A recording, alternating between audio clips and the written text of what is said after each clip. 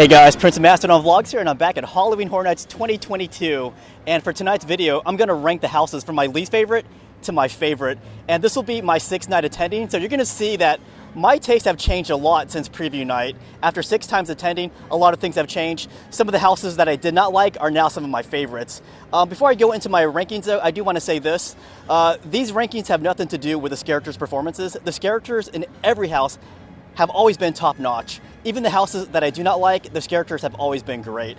So with that in mind, let's go ahead and rank the houses from my least favorite to my favorite. Number 10, Descendants of Destruction. This is easily my least favorite house, but that's just my opinion. I know a lot of people who actually love this house. Some people compare this to The Last of Us video game. I guess if you view it in that kind of light, maybe it's a bit more likable, but for me, I went to this house expecting quite a bit, and I didn't quite get it. I feel like the opening scene starts off really promising, and then as you progress into the house, it kind of descends into less creativity. I feel like this house didn't have the same kind of budget as the other houses. Number 9 for me is Hell Block Horror. Something about this house, maybe the fact that it's in a prison, it kind of restricts the amount of creativity that could go inside this house. But I think the scares were pretty solid, but I feel like the costumes were very dull. Like you have the prison guards, and then you have the monsters. But nothing really stood out for me in this house. Number 8, I have Dead Man's Pier. And I know a lot of people are gonna hate me for this, but yeah, I have this house at number 8. And in my previous video, I rated this house very highly. But don't get me wrong, I feel like the sets in Dead Man's Pier are the absolute best this year compared to any house. These sets blow anything away. But for me, I feel like it's lacking in the other departments. Like, I feel like in terms of story and characters, it doesn't quite do it for me like the other houses do. Number 7 for me is the Fiesta de Chupacabra. Now, number 7 might seem like a very low rank for this house, but I actually do love this house quite a bit. Like, this could easily be a number 4 house for me. But what I like about this house is that they did a good job of putting you guys into this village. This village is celebrating this fiesta. It seems all festive and all, until you realize what they're celebrating. They're celebrating the freaking Chupacabra. And if you've ever been to the American Werewolf in London house, you would know just how awesome that werewolf puppet was. And for me, the Chupacabra puppet was just as good as the American Werewolf in London puppet. For 6, we have the Weekend house. When I first did this house on preview night, I love this house. I honestly still love this house. But you're probably wondering why I knocked it down to number 6. Well, that's because there's some other houses which I think are a bit better, like in terms of story, but The Weekend is super fun. This is basically just like being in The Weeknd's music video. In that respect, this house is perfect. The costumes are perfect. Listening to the music as you enter the queue is perfect. But I still knocked this down to number 6, but it's still a fantastic house, guys. Number 5 for me is Spirits of the Coven, which this is another house that for me, it has improved over time. Or maybe it's the fact that I did this house 5 or 6 more times. I started to get it more, and this house has definitely really grown on me. This house is set in a 1920s speakeasy, and it's set during it's set in a coven of witches. Something about this house, like I love the setting. I love the story to it, if you can call it that. I love the immersion of going from a speakeasy and as you get deeper into the coven. Like, it's almost sinister, but also fun at the same time. So, yeah, I feel like some people really hate this house, but if you give it more time, it will grow on you. Number 4 on my favorites is Bugs Eaten Alive. This is easily my favorite original house. This is 2022's fun house. You know how there was a Ghostbuster house and a Beetlejuice house? Those houses weren't really scary. They were just really fun. And that's what I think of Bugs Eaten Alive is. It's just a really fun house to be in.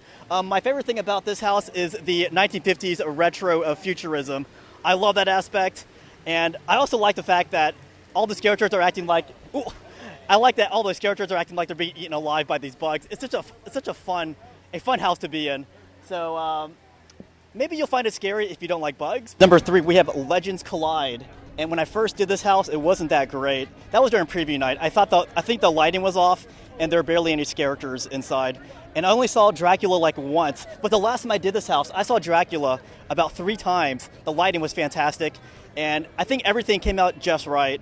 Obviously, the Mummy's going to come out a lot more because this is the first time the Mummy's ever been in an HHN house, so I have no problem with that. A little fun fact, though, this is not the Imhotep Boris Karloff mummy. This is the 1940s mummy, Carice, played by Lon Chaney Jr.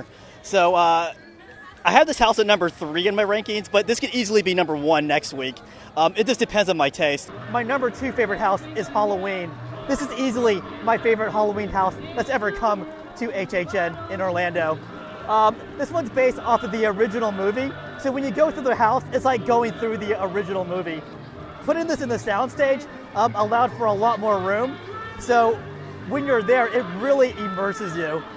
This could easily be a favorite house of mine, but again, it depends on my mood.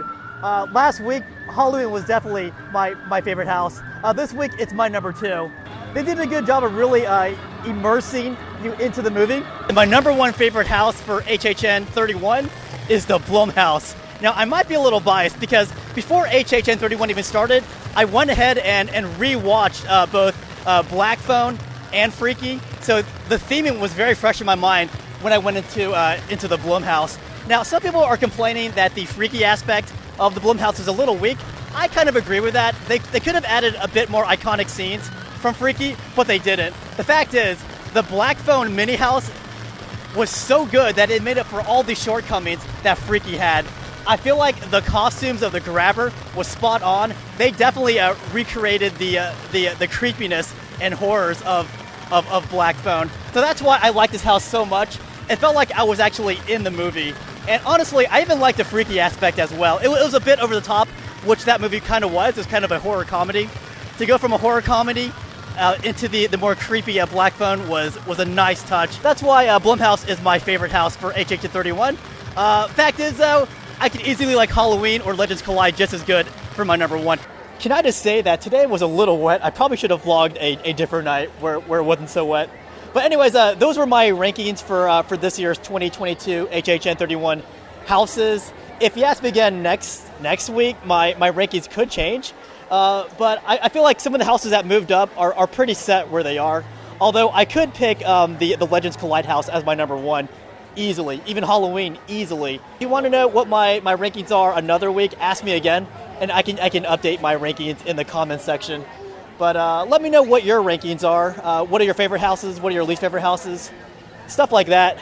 But for now, I'm gonna get in my car and put on a change of clothes. I am like super soaked. I even got my favorite Halloween Horror Night shirt really wet. Look at that. Legends Collide, guys. It's a little long, by the way, but I still love it.